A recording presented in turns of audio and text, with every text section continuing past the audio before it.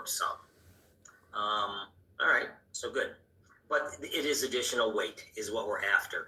And again, so if we take our standard 1.5-inch hose line and we flow it for 2 minutes, okay, 150 gallons a minute, and then 2 minutes, so that's going to be 300 gallons we are adding to this. Let's say that most of that is runoff, so let's go with 200 gallons of that is runoff. 200 times 8 pounds per gallon, 8 times 2, 16, 1,600 pounds of water is added to that structure. Flowing a line for 2 minutes.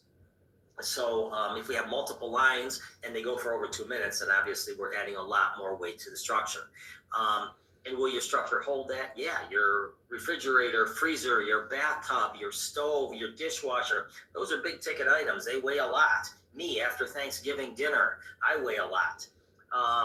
But it's dispersed over an area, whereas if the whole floor gets wet, then the whole thing is feeling the weight as it starts to sag and potentially fail. All right, indicators of possible loss of structural integrity. So we've talked about this before. How do you know it? Let's take a look. Weakened floors, they will give underneath you. Spalled concrete. Okay, so there's a new term for spalling. Has anyone ever gotten a bag of concrete at the Home Depot or Lowe's or whatever, and you've added the water to it, mixed it together, and you've made that thick soupy thing, and you poured it down the hole and put a post in it? All right, so what did you have to add to this? You added water to it. Water has a high moisture content, duh. So what happens if you take a flat floor, like on a strip mall, and you're inside of this building, and yeah, it might have a carpeting over it, but take the carpeting off for a minute for our talk. You've got a concrete floor, smooth concrete floor that you are standing on. If you take a fire, and let's just pour some gasoline on there. So you take some gasoline and pour it on that concrete floor and you light it. That concrete floor is going to spall. So what that means is the moisture content of the concrete is going to build up. The moisture, again, as you know, expands as it heats. So it's going to pop like pop rocks. And it's going to start popping a little bit and breaking off. So it's chipping away at that smooth surface. And depends how much gasoline you have and how long it burns, how much spalling there is. So if you take it and you spread it out over a 10 by 10 area, then you light it on fire and you have an equal amount, you're going to have a 10 by 10 spalled area. But what typically happens is you've got one pour area where you're going to take your gas can and you're going to pour it out and you're going to kind of heave it there, and there's going to be a spot that's going to be heavily spalled.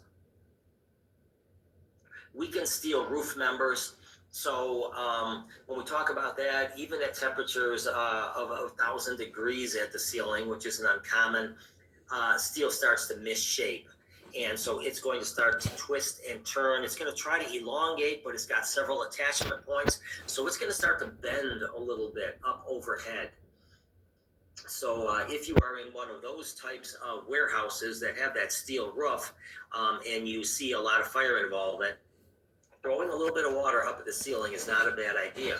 You are cooling the structural supports, so they now are kind of locked in place and they're not misshaping anymore. Eventually, that water's going to drip off, dry off, get heated off, and it's going to start again, but at least you cooled it for the time being. Offset walls. So offset walls just means that they are starting to bend. Okay, if it's a steel wall, then those things are going to start to misshape as well and bend, so that's going to give you that funny look to it. Weakened roof trusses, so from the outside you might be able to see that they are not quite as flat as they once were. Open mortar in wall joints. Hold off on that one, I'm not sure where they're headed. Melted wall ties holding veneer or curtain walls up. So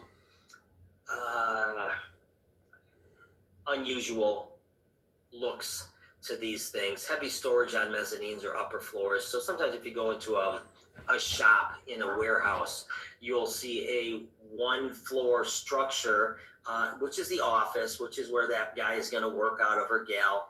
And they've got, the copy machine and the computer and some stuff there. And then they're going to go out, of course, and deliver information to the folks on the floor. But above that office, they may have additional stock that's being stored up on the upper floor.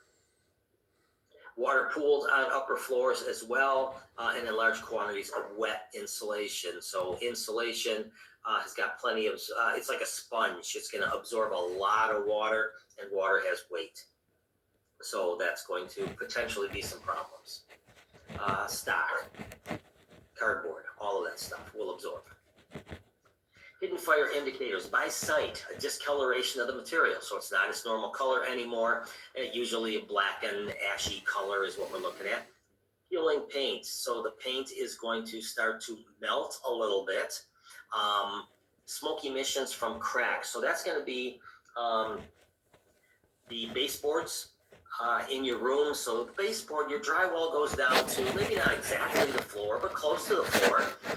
But we don't want to see that open space in between the drywall and the carpet or tile or linoleum or whatever you happen to have. So we put that baseboard down there. You might see some smoke coming up from those baseboards, which means that there's a fire hidden back behind them. Cracked plaster, so the drywall on the walls could start to crack. The wallpaper, if you have wallpaper on your wall, it's attached to some type of adhesive to the wall, and that will start to dry out and cause it to come apart from the wall. And then burned areas, so obviously that's going to be simple enough to see if you have flames coming out of, maybe holes in walls where you had something moved or something went through a hole from a nail hole or whatever the case is. And then touch. Heat fell through walls and floors. So again, thermal imager has eliminated a lot of the need for this. But just like we test a door with the back of the hand, if you think there's fire behind a wall, you'd pull back your glove and put the back of your hand against that wall back in the old days. But again, now the thermal imager has pretty much eliminated the need to do that, but you can. Sound.